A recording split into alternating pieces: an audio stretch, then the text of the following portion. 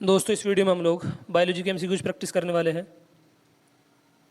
देखो आप लोगों का बीएससी नर्सिंग का एग्ज़ाम यूपी में 14 जून को होने वाला है एंड अब आप लोगों के पास सिर्फ 2 वीक्स का समय बाकी है। तो लास्ट टाइम में आप लोग ज़्यादा से ज़्यादा प्रैक्टिस करो एंड थ्योरी पे मतलब पढ़ के चलनी है, लेकिन ज़्यादा से ज़्यादा आप लोगों को प्रैक्टिस करनी है इस टाइम पे। तो हम लोग बायोलॉजी की प्रैक्टिस करने जा रहे हैं इस वीडियो में। देखो पहला क्वेश्चन है, मनुष्य के 28 दिवसीय अंडाशय चक्र में अंडोत्सर्ग प्रतिरूपते किस दिन होता है? ऑप्शन ए में दे रखा है चक्र के पहले दिन, ऑप्शन बी चक्र के 14वें दिन, ऑप्शन सी दे रखा है चक्र के 28वें दिन एंड ऑप्शन डी दे रखा है चक्र के 5वें दिन। तो मनुष्य के 28 दिवसीय अंडाशय चक्र में अंडोत्सर्ग चक्र के 14वें दिन पर होता है। आंसर आ जाएगा इसका बी। अगला क्वेश्चन है, ऐसे व्यक्ति का हृदय वर्ग क्या होगा जिसमें एंटीजन ए और बी है परंतु एंटीबॉडी कोई नहीं? ऑप्शन है A, option B B and option C A B and option D ओ। तो ऐसे व्यक्ति का हृदय वर्ग क्या होगा जिसमें एंटीजन ए और बी है परंतु एंटीबॉडी नहीं है? तो आंसर आ जाएगा इसका सी। दोस्तों जो एंटीजन होता है वही ब्लड ग्रुप होता है, जैसे इसमें एंटीजन ए और बी दे रखा है तो हमारा ब्लड ग्रुप हो जाएगा ए बी। आंसर हो जाएगा इसका सी। अगला क्वेश्चन है, स्तनियों की अस्थि उपास्थि से किसकी उपस्थिति में भिन्न होती है? ऑप्शन है हेवर्जन नलिकाएं एंड कोलेजन तंतु, रक्त वाहिनियां या लसिका वाहिनियों। तो हमारा आंसर आ जाएगा हेवर्जन नलिकाएं। स्तनियों की अस्थि उपास्थि से हेवर्जन नलिकाओं के कारण भिन्न होती है। कौन सा क्रम सही है? दोस्तों ये दे रखा है हमको ये चार्ट ह्यूमन रिप्रोडक्शन में, आप लोग एनसीईआरटी खोल के देखना, वहाँ पर आप लोगों को बता रखा है पूरा। तो हमारा आंसर इसमें होगा, ऑप्शन दे रखा है हमको स्पर्मेटोसाइट, स्पर्मेटोगोनिया, स्पर्मेटिड, स्पर्मेटोजोआ, तो ये नहीं होने का, and spermatogonia, spermatocyte, spermatid and spermatozoa. तो आंसर इसका ये हो जाएगा, दोनों भी सही नहीं होंगे एंड डी भी नहीं होने का। यानी कि सबसे पहले spermatogonia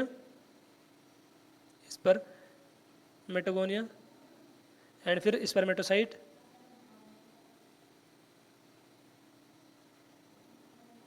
then spermatid and spermatozoa. तो हमारा आंसर आ गया इसका बी।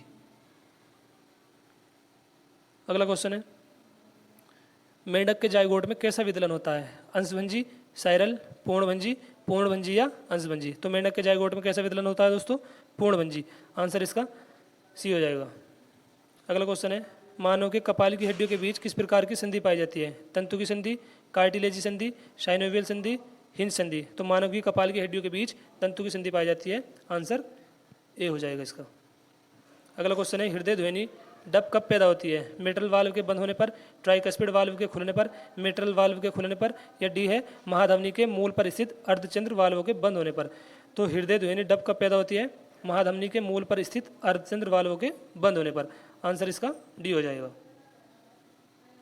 अगला क्वेश्चन है दोस्तों, सबसे बड़े निमेटोसिस्ट है? ऑप्शन ए दे रखा वोल्वेट, ऑप्शन बी दे रखा डेस्मोनियम, ऑप्शन सी दे रखा पेनिट्रेंट एंड डी दे रखा आइसोराइजाज। तो सबसे बड़े निमेटोसिस्ट है दोस्तों penetrants. Answer C is correct. अगला क्वेश्चन है, मानव की जिगर कोशिकाओं में प्लाज्मोडियम की कौन सी प्रावस्था होती है? युग्मक चक्र, पूर्व रुधिराणु चक्र, स्पर्गोनी एंड रुधिराणु चक्र। तो मानव की जिगर कोशिकाओं में प्लाज्मोडियम की पूर्व रुधिराणु चक्र प्रावस्था होती है। आंसर इसका बी हो जाएगा। मक्खी का लार्वा रहता है कीचड़ में, पानी में, मूत्र में या फिर गोबर में? तो मक्खी का लार्वा रहता है गोबर में। आंसर डी हो जाएगा इसका। अगला क्वेश्चन है, रुके हुए जल पर तेल छिड़कने से मलेरिया का नियंत्रण होता है क्योंकि मच्छर के लिए जल गंदा हो जाता है, जल की स्पेसिफिक ग्रेविटी बढ़ जाती है, मच्छर का लार्वा श्वसन नहीं कर पाता एंड उपर्युक्त में से कोई नहीं। तो रुके हुए जल पर तेल छिड़कने से मलेरिया का नियंत्रण होता है क्योंकि मच्छर का लार्वा श्वसन नहीं कर सकता। आंसर हो जाएगा इसका सी। अगला क्वेश्चन है, मलेरिया परजीवी के गेमेटोसाइट कहाँ पर विकसित होते हैं? मलेरिया परजीवी के गेमेटोसाइट कहाँ पर विकसित होते हैं? नर एनोफिलीज के आमाशय में, मानव के रक्त में, एनोफिलीज की लाल ग्रंथियों में या मादा एनोफिलीज के आमाशय में? तो मलेरिया परजीवी के गेमेटोसाइट मानव के रक्त में विकसित होता है। आंसर हो जाएगा इसका बी। अगला क्वेश्चन है, कॉकरोच में कैसी दृष्टि की क्षमता होती है? द्विनेत्रीय, एक नेत्रीय, मोजेक या अपथांकन? तो कॉकरोच की दृष्टि कैसी होती है? Mosaic type. कॉकरोच में कैसी दृष्टि की क्षमता होती है? मोजेक। आंसर हो जाएगा इसका सी। अगला क्वेश्चन है, पेयर्स पैचेज उत्पन्न करता है ट्रिप्सिन, म्यूकस, एंट्रोकाइनेज या लिम्फोसाइड?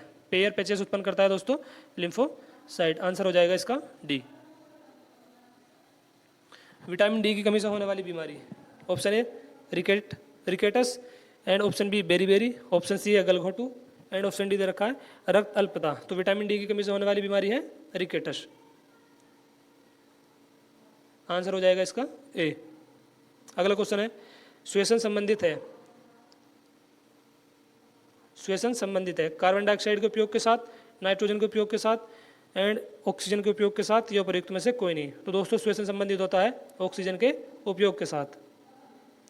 इसका आंसर हो जाएगा सी। अगला क्वेश्चन है प्रोटीन हार्मोन प्राप्य स्थान होते हैं केंद्रक में, एंडोप्लाज्मिक जाल पर, कोसा द्रव्य में, या कोसा तल पर। तो प्रोटीन हार्मोन प्राप्य स्थान होते हैं कोसा तल पर। आंसर हो जाएगा डी। अगला क्वेश्चन है वे जीवधारी जो वायुमंडलीय नाइट्रोजन का स्थिरीकरण करते हैं किस श्रेणी के अंतर्गत आते हैं? मोसे, हरे शैवाल, मृदा कवक, या बैक्टीरिया। तो वे जीवाणु जो वायुमंडलीय नाइट्रोजन का स्थिरीकरण करते हैं वो किस श्रेणी के अंतर्गत आते हैं? तो इसका आंसर हो जाएगा डी, बैक्टीरिया।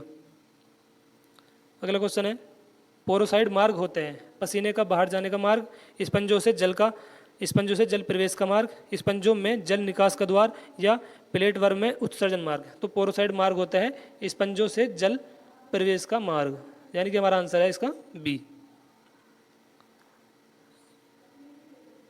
अगला क्वेश्चन है सिलेंट्रेटा का एक मुख्य लक्षण निम्न में से किसका पाया जाना है? बहुरूपता, निमेटोसिस्ट, उभयलिंगीयता एंड ज्वाला कोशिकाएं। तो सिलेंट्रेटा का एक मुख्य लक्षण निम्न में से किसका पाया जाना है? निमेटोसिस्ट। आंसर हो जाएगा अपना बी।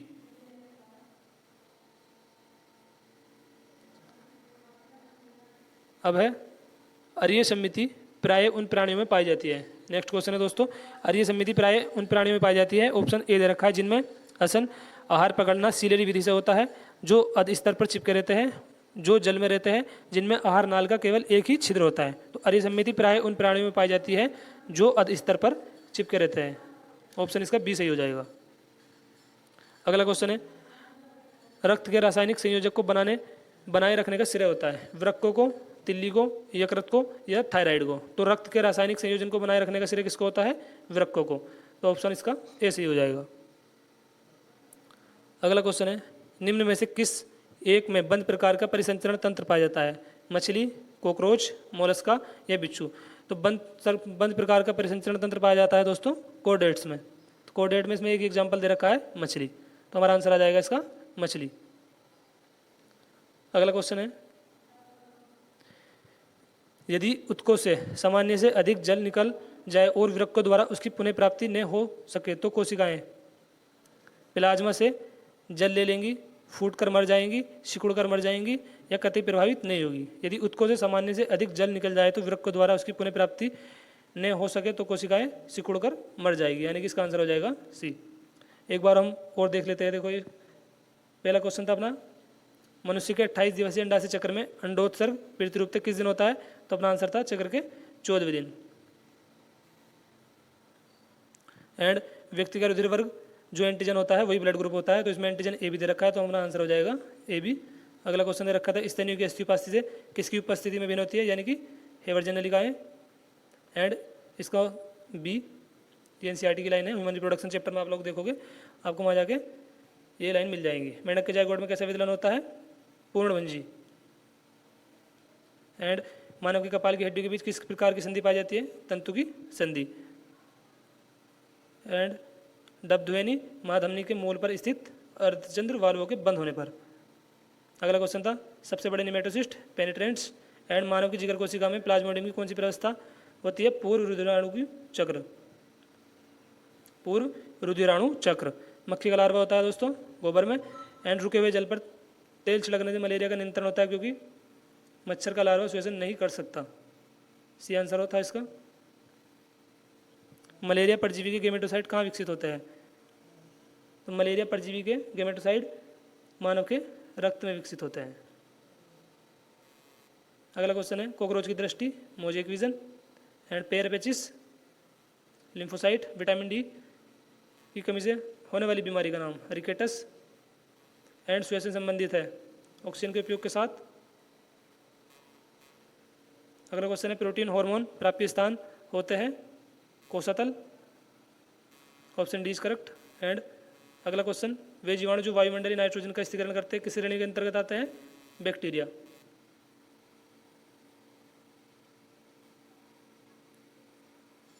अगला क्वेश्चन था पोरोसाइड मार्ग होते हैं स्पंजों से जल प्रवेश का मार्ग। सिलेंट्रेटा का मुख्य लक्षण निमेटोसिड एंड अरिसमिति किन में पाई जाती है? जो अधिस्तर पर चिपके होते हैं। अगला क्वेश्चन है रक्त के रासायनिक संयोजन को बनाए रखने का श्रेय वृक्क को। एंड निम्न में से किसमें एक बंद प्रकार का परिसंचरण तंत्र पाया जाता है दोस्तों? तो कोडेट में। कोडेट का एग्जाम्पल है मछली, बाकी सारे नॉन कोडेट है। अगला क्वेश्चन है यदि उत्कों से सामान्य से अधिक जल निकल जाए और वृक्कों द्वारा उसकी पुनः प्राप्ति नहीं हो सके तो कोशिकाएं सिकुड़ कर मर जाएंगी, यानी कि इसका आंसर हो जाएगा सी। इस वीडियो में बस दोस्तों इतने क्वेश्चन थे, अगली वीडियो में मिलता है जल्दी। धन्यवाद दोस्तों।